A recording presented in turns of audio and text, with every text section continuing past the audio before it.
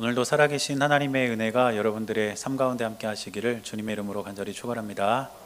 우리 옆에 계신 분들과 함께 인사하겠습니다. 보고 싶었습니다. 반갑습니다. 인사하겠습니다.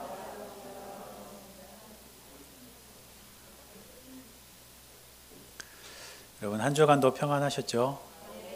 네, 지금 오미크론 코로나 바이러스 지금 계속 확산하고 있는데 아무쪼록 여러분 주 안에서들 평안하시기를 바라고, 또 마스크 잘 쓰고 손 소독 잘하면 어느 정도 이제 예방이 된다고 하니까 여러분 늘 일상생활 속에서 건강들 유의하시기를 바랍니다. 우리 교회 예배가 이제 실시간으로도 이렇게 유튜브로 올라가고 있지만, 예배 끝나면 이제 영상이 우리 교회 유튜브 채널이랑 홈페이지에 올라가거든요. 그러면 이제 몇몇 분들이 또 보시는 것 같아요. 보시는 것 같은데, 여러분들도 예배 끝나고 한 번 더 보시나요? 아까 일부 예배 때도 보신다는 분이 조금 계신가 봐요. 그런데 그 밑에 보면 댓글을 달 수 있게 돼 있어요. 아시죠? 댓글. 네. 근데 댓글이 거의 안 달리는데, 얼마 전까지 어떤 한 분이 계속 거기다 댓글을 다셨어요. 거기 이름도 이렇게 나오잖아요. 황인순 이렇게 나오는데, 그 댓글 내용이 조금 뭐라고 해야 될까, 심상치가 않아요. 네. 그거 보면 오늘 은혜 받았습니다, 이거 넘어서서 목사님 잘생긴 이재호 목사님 은혜 받았습니다, 막 이렇게 댓글이 계속 이렇게 달려요, 예배 때마다. 그러니까 제 친구가 그걸 보더니 도대체 니네 교회 황인순이 누구냐 그러는 거예요. 우리 교회는 황인순이 없거든요. 그래서 제가 그랬어요. 우리 어머니다, 우리 어머니. 저희 어머니가 다시는 거예요. 한동안 이렇게 달아놓으셨는데, 제가 어머니한테 제발 댓글 좀 안 달면 안 되겠냐고, 민망하다고. 그래서 요즘에는 안 달려요. 요즘에는 안 달고 계신데 바빠서 그러신 건지, 제가 달지 말라고 해서 안 다시는 건지, 하여튼 안 다셔요. 그런데 가만히 생각을 해보면 저희 어머니의 관심은 오직 아들인 저한테 있어요. 그러니까 거기다가도 그렇게 댓글도 다시는 거예요. 그리고 이제 예배 끝나고 나면 가끔 이렇게 통화를 하다 보면요, 그러세요. 오늘은 피곤해 보이는데 어디 아프냐, 아니면 오늘 넥타이가 삐뚤어졌더라, 좀 예배 드리기 전에 좀 바로 해라. 지금은 괜찮나요? 네. 다행이네요. 그리고 또 오늘은 머리가 더 많이 빠져 보이는데 어떡하냐, 이런 얘기도 하시고, 관심이 오직 아들한테만 있어요. 그래서 어머니랑 그런 이렇게 이야기를 하다 보면서 웃기도 하고 그렇게 하는데, 그런 생각이 듭니다. 어머니가 아들인 저에게 관심이 있듯이 하나님 아버지도 자녀된 저와 여러분들에게 지금 관심을 갖고 계시고 우리를 지켜보고 계십니다. 저희 어머니가 그런 얘기 하시거든요. 나는 유튜브 통해서 네 얼굴을 늘 보는데 너는 내 얼굴을 못 보지만 나는 늘 보는데, 이렇게 말씀하세요. 그게 꼭 우리 같아요. 하나님은 항상 우리를 보고 계시고 우리는 하나님을 눈으로 볼 수는 없고, 이런 상황인 거죠. 그런데 마치 저희 어머니가 아들인 저를 늘 관심 있게 지켜보고 계시면서 또 기도하시는 것처럼, 하나님께서도 여러분들의 삶을 항상 돌보고 계신다는 사실을 기억하시기를 바랍니다. 우리가 지금 어려운 시대에 살고 있잖아요. 코로나 때문에 더 이렇게 어려운 하루하루를 지나고 있는데, 우리 아버지 되신 하나님께서 저와 여러분들을 항상 돌보고 계심을 기억하시면서 주 안에서 늘 승리하는 여러분들이 될 수 있기를 축복합니다. 오늘은 바른교회 세우기 5번째 시간인데, 하나님을 본받아 사는 교회, 이런 주제로 말씀을 좀 나누려고 합니다. 여러분 혹시 롤 모델이라는 말 들어보셨나요? 롤 모델은 뭐냐면, 자기랑 같은 분야에 있는 사람 중에 내가 본받을 수 있는 사람, 본받을 만한 사람을 우리가 흔히 롤 모델 이렇게 부릅니다.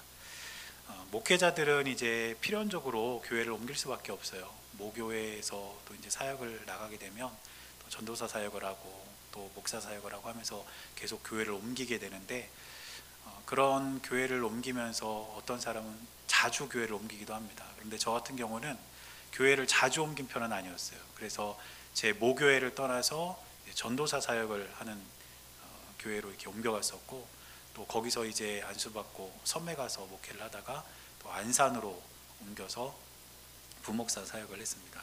그런데 가만히 생각을 해보면 그렇게 목회지를 옮길 때마다 제가 만났던 담임 목사님들이 저에게는 참 본받을 만한 분이었다, 이런 생각이 들어요. 그래서 저희 모교회 목사님은 신앙의 본이 되는 분이었습니다. 저의 신앙의 어떤 밑바탕은 다 저희 모교회 목사님으로부터 영향을 받았다고 해도 과언이 아닐 정도로, 저희 목사님은 체험적인 신앙과 성경 중심의 신앙의 균형을 잘 잡아주셨어요, 어릴 때부터. 그래서 기도하면 응답받는, 또 어떤 삶에서의 체험적인 신앙, 이런 것들을 알게 해주셨고, 또 그런가 하면 너무 그쪽에 치우치지 않게 성경적인 신앙을 갖게 해주셨습니다. 그래서 저희 모교회 목사님은 이런 신앙의 본이 되어주신 분이고, 또 전도사 사역할 때 만났던 담임 목사님은 목회의 본이 되신 분이었습니다. 항상 목회에 있어서 말씀 중심의 목회를 하시는 분이었어요. 굉장히 창의적인 그런 프로그램과 목회를 많이 하셨음에도 불구하고 그 밑바탕에는 항상 하나님의 말씀이 중심이 되어 있었습니다. 그래서 목회하시는 내내, 지금은 은퇴하셨는데 목회하시는 내내 한 학기도 빠지지 않고 트리니티 성서연구라는 성경 공부를 교인들에게 계속 가르치셨어요. 그래서 저도 이제 배워서 트리니티 성서연구 우리도 시작했었잖아요, 2년 전에. 딱 한 번 하고 나니까 코로나 터지는 바람에 아직 파일이 그냥 저 위에 파일이 그냥 있는데, 만약에 코로나가 조금 더 이제 잠잠해지면 우리 또 시작할 거예요. 제가 영향을 받아서 그렇습니다. 또 부목사 사역할 때 만난 목사님은 삶의 본이 되시는 분이었습니다. 목회자로서의 삶, 청빈하고 또 사심 없고, 또 성도들을 대할 때 그런 삶에 있어서 참 귀한 본이 되는 목사님이셨는데, 이처럼 저는 지금까지 지나오면서 좋은 목사님들을 만나고 본을 받아서 지금까지 이렇게 살아왔습니다. 그래서 우리가 누군가 본받을 만한 롤 모델이 있다는 건 참 귀한 일이고, 그런 롤 모델을 따라서 내 삶을 가꾸어가는 것도 참 복된 일입니다. 그런데 오늘 1절 말씀을 보면 바울은 이렇게 말합니다. 그러므로 사랑을 받는 자녀같이 너희는 하나님을 본받는 자가 되고. 지금 바울이 뭐라고 말하냐면 하나님을 본받는 자가 되라는 거예요. 우리가 사람을 본받는 것도 참 귀하지만 더 중요한 것은 우리가 하나님을 본받아야 된다는 뜻입니다. 우리가 바른 교회를 세우려면, 우리의 신앙이 바른 신앙으로 세워지려면 무엇보다 저와 여러분들은 하나님을 본받는 자가 되어야 될 줄 믿습니다. 그리고 하나님을 본받기 위해서 저는 오늘 세 가지 단계, 세 가지 과정을 여러분들과 함께 좀 나누려고 하는데, 첫 번째는 깨닫기, 그리고 두 번째는 버리기, 그리고 세 번째는 채우기, 이 세 가지입니다. 그래서 오늘 본문을 중심으로 깨닫기, 버리기, 채우기, 이 세 가지 과정을 좀 살펴보면서 어떻게 하면 우리가 하나님을 본받는 삶을 살아갈 수 있을까, 말씀을 통해서 은혜를 좀 나누려고 합니다. 첫 번째로 살펴볼 것이 깨닫기입니다. 우리가 하나님을 본받기 위해서는 먼저 우리가 깨달아야 합니다. 뭘 깨달아야 하냐면 우리가 하나님의 자녀가 되었다는 것과 부르심을 받은 성도가 되었다는 것을 깨달아야 합니다. 오늘 1절 말씀을 보면 바울이 우리를 일컬을 때에 사랑받는 자녀라고 표현을 했습니다. 즉 저와 여러분들은 하나님의 자녀가 되었다는 뜻입니다. 그런데 우리가 처음부터 하나님의 자녀가 되었던 것은 아니에요. 왜냐하면 에베소서 2장 3절을 보면 바울은 이렇게 말합니다. 전에는 우리도 다 그 가운데서 우리 육체의 욕심을 따라 지내며 육체와 마음에 원하는 것을 하여 다른 이들과 같이 본질상 진노의 자녀였더니. 우리가 예수님을 믿기 전에는 본질상 저와 여러분들은 진노의 자녀였습니다. 그런데 우리가 예수님을 믿고 예수님을 나의 구주로 영접한 뒤에 저와 여러분들의 신분은 진노의 자녀에서 하나님의 자녀로 바뀌었다는 거예요. 그래서 요한복음 1장 12절을 보면 요한은 또 이렇게 말합니다. 영접하는 자 곧 그 이름을 믿는 자들에게는 하나님의 자녀가 되는 권세를 주셨으니. 이렇게 우리가 하나님의 자녀가 되었습니다. 그런데 그렇게 하나님의 자녀된 우리의 신분을 성령님께서는 계속해서 증명해 주고 계십니다. 바울이 로마서 8장 16절에 이렇게 쓰고 있습니다. 성령이 친히 우리의 영과 더불어 우리가 하나님의 자녀인 것을 증언하시나니. 저와 여러분들이 하나님을 믿기 전에는 진노의 자녀였지만 하나님을 믿은 후에 우리는 하나님의 자녀가 되었고, 그렇게 저와 여러분들이 하나님의 자녀라는 사실을 성령님께서 계속해서 증명해 주고 계신다는 것입니다. 따라서 저와 여러분들이 하나님의 자녀가 되었다는 사실을 깨닫는다면 우리는 마땅히 하나님을 본받아 살아가야 할 이유를 발견하게 된다는 뜻입니다. 그리고 두 번째로 우리가 깨달아야 할 것은 부름받은 성도라는 것입니다. 오늘 3절 말씀을 보면 바울은 이렇게 기록합니다. 음행과 온갖 더러운 것과 탐욕은 너희 중에서 그 이름조차도 부르지 말라. 이는 성도에게 마땅한 바니라. 저와 여러분들의 정체성은 부르심을 받은 성도라는 사실을 꼭 기억하시기를 바랍니다. 바울은 오늘 에베소 교회 편지를 쓰면서도 이렇게 이야기했지만 다른 교회의 편지를 쓸 때도 성도라는 말을 굉장히 많이 사용합니다. 그래서 고린도전서 1장 2절을 보면 앞부분에 가장 먼저 고린도 교회 성도들을 부르면서 이렇게 쓰고 있습니다. 고린도에 있는 하나님의 교회 곧 그리스도 예수 안에서 거룩하여지고 성도라 부르심을 받은 자들과. 지금 바울은 고린도에 편지를 쓰면서 그들을 성도라고 부르고 있는데, 성도라는 말은 무슨 뜻이냐면 거룩한 사람들이라는 뜻입니다. 우리 성경에도 성도 이렇게 되어 있는데 한자말이거든요. 성자는 거룩할 성자고 도자는 무리 도자입니다. 거룩한 무리라는 뜻이에요. 그러면 거룩하다는 것은 또 무슨 뜻일까? 거룩하다는 것은 구별되어지다, 이런 뜻입니다. 다시 말해서 세상에 발을 딛고 살지만 세상과는 구별된 사람들이 바로 거룩한 사람들이고, 그들을 부르는 호칭이 성도라는 뜻입니다. 그러므로 저와 여러분들은 하나님께로부터 성도로 부르심을 받은 사람들입니다.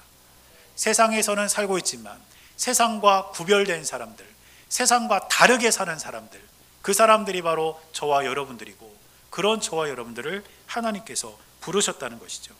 그래서 바울은 그렇게 세상과 구별된 성도들이 어떻게 살아가야 하는지를 3절에서 음행과 온갖 더러운 것과 탐욕은 너희 중에서 그 이름조차도 부르지 말라고 이야기를 하는 겁니다.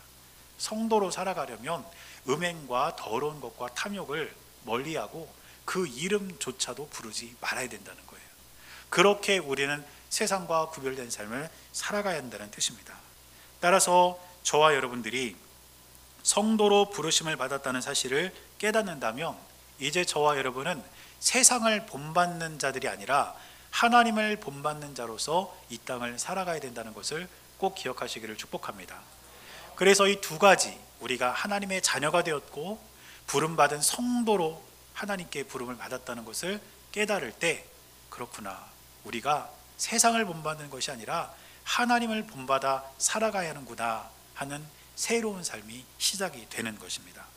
그러면 그렇게 우리가 깨달았다면 두 번째로 우리가 하나님을 본받기 위해서 필요한 것은 무엇이냐면 버리기입니다. 버리기. 우리가 버려야 된다는 거예요. 과연 뭘 버려야 할까요? 우리 안에 있는 부적절한 언어, 부적절한 말과 우리 안에 있는 탐욕을 버려야 합니다. 그래야 우리가 하나님을 본받을 수가 있다는 뜻입니다. 오늘 4절 말씀을 보면 바울이 이렇게 말합니다. 누추함과 어리석은 말이나 희롱의 말이 마땅치 아니하니 오히려 감사하는 말을 하라. 지금 바울은 4절 말씀에서 말과 관련되어서 권면을 하고 있는데, 우리 성경에는 누추함 이렇게 되어 있지만 성경 원어로 그대로 풀면 이 누추함이라는 단어는 더러운 말이라는 뜻입니다. 그러니까 이 누추함이라고 번역된 이 단어도 말과 관련된 단어예요. 더러운 말. 이 더러운 말을 우리가 버려야 된다는 거예요. 또 두 번째로 바울이 언급하는 것은 어리석은 말입니다. 이 어리석은 말은 무슨 뜻이냐면 삶에 도움이 되지 않는 이야기입니다. 우리가 사람들하고 대화를 하면서 살아가는데 어떤 분하고는 한참 대화를 해도 그분이 하는 이야기는 내 삶에 전혀 도움이 안 되는 이야기들이 있어요. 시간 낭비만 한 것 같은 그런 이야기들.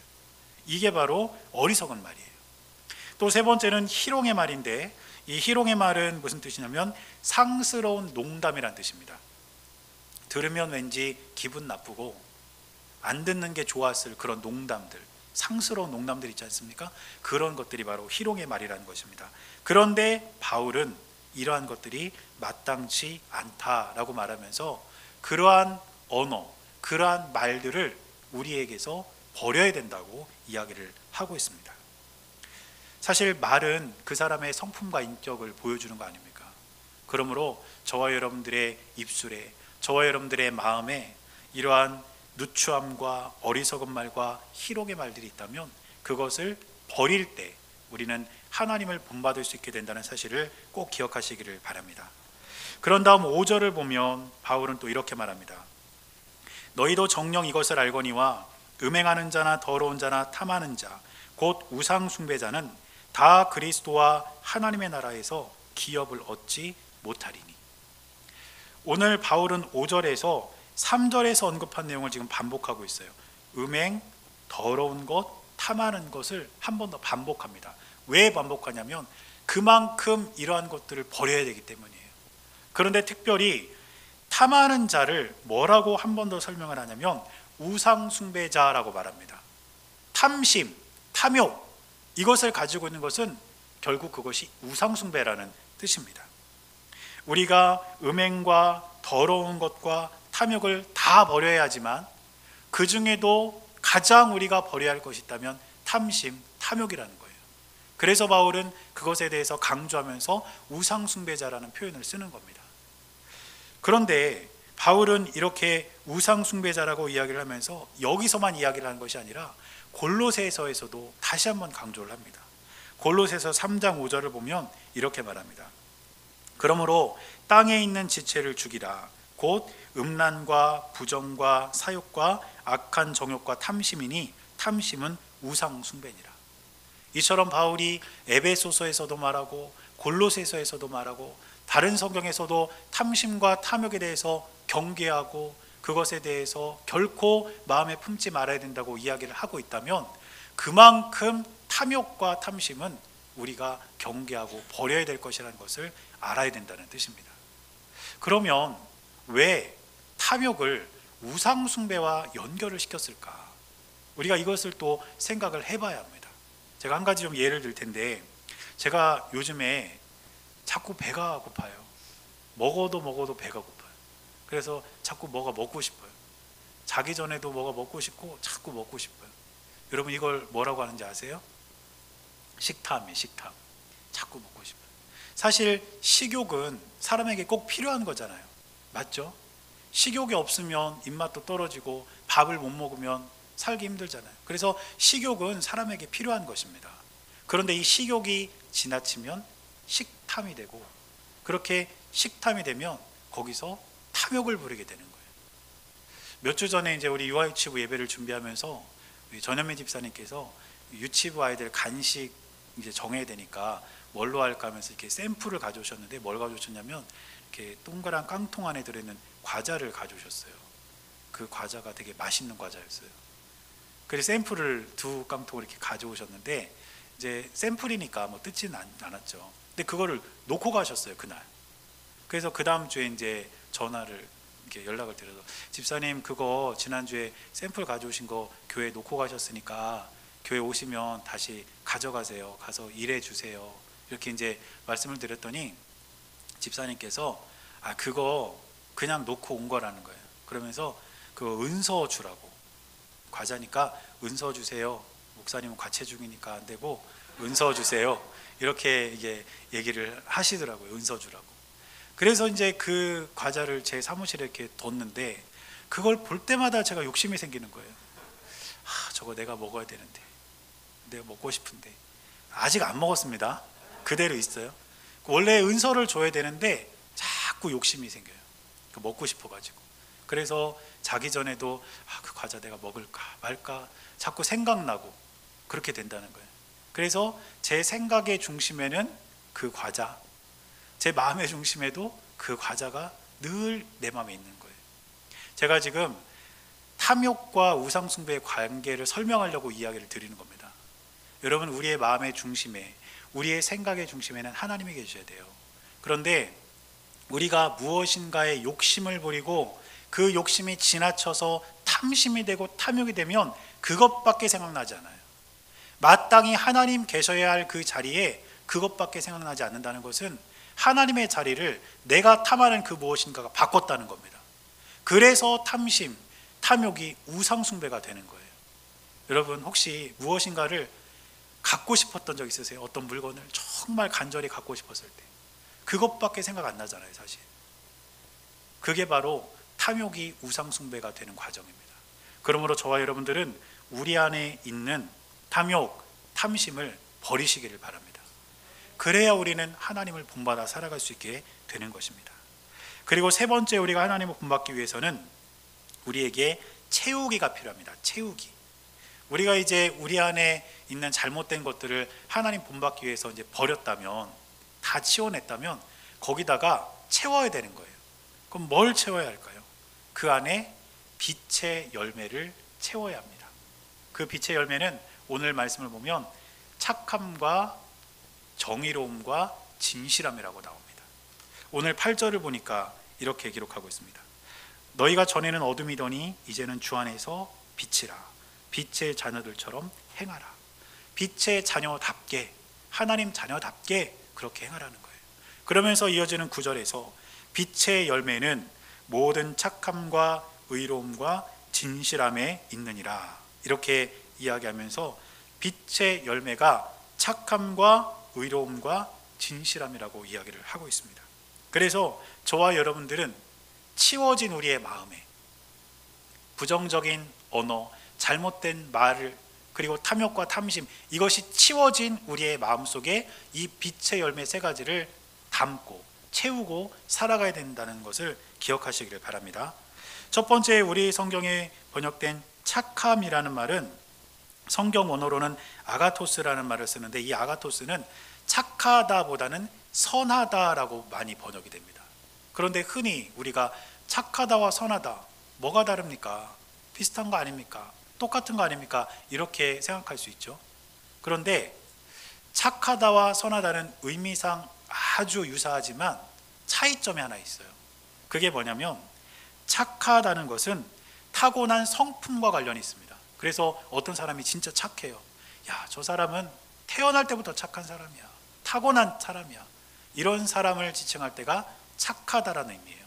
그런데 선하다는 것은요, 타고난 성품이 아니에요. 이것은 의지적인 성품입니다.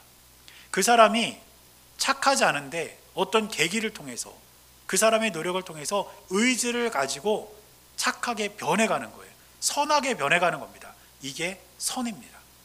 그런데 오늘 우리 본문에는 착함이라고 되어 있지만 원어인 아가토스에 의하면 이 말은 선함이라고 바꾸는 게 더 맞아요.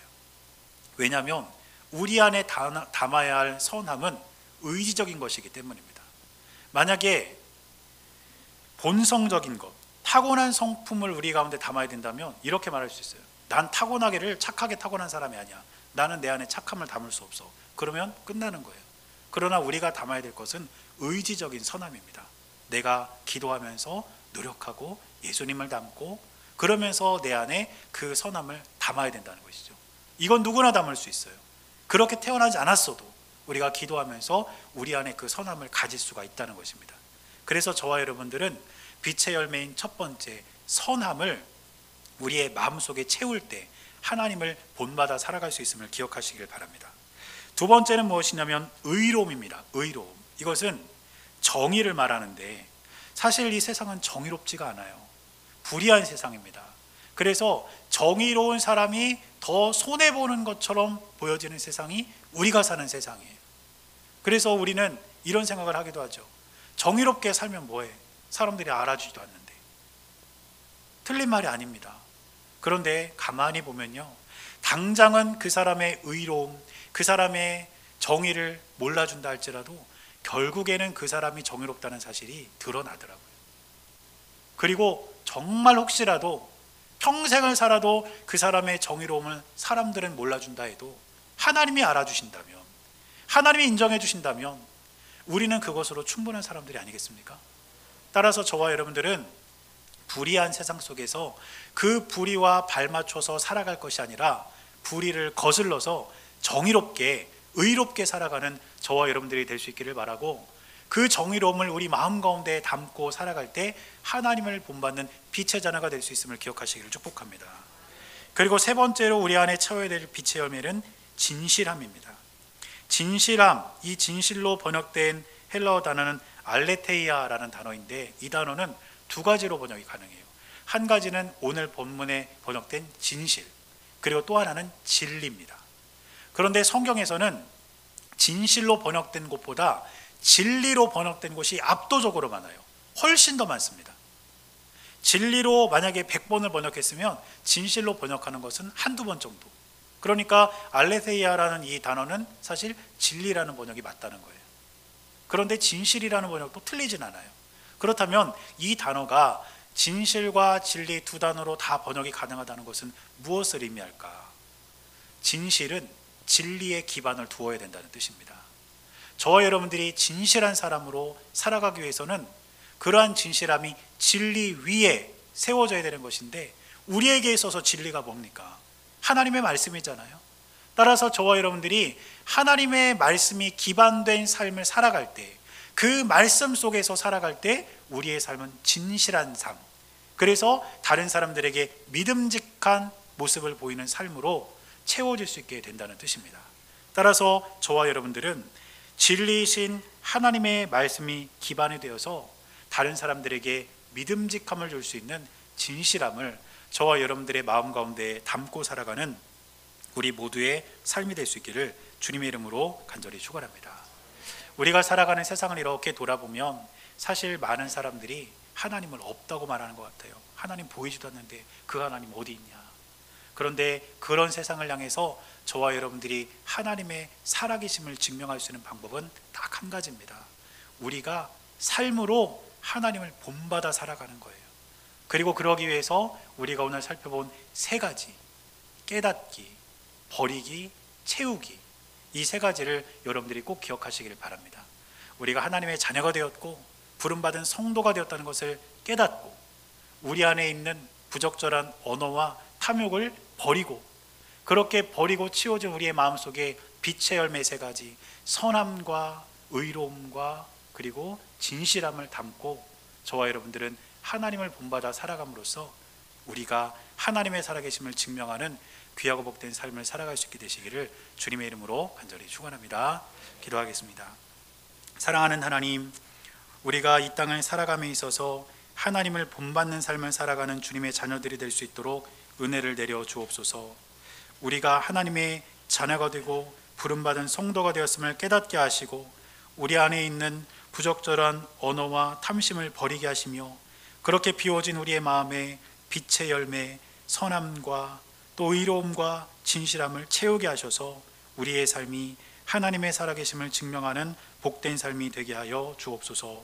우리 하나님께서 함께해 주실 것을 믿으며 살아계신 예수님의 이름으로 기도드렸습니다. 아멘.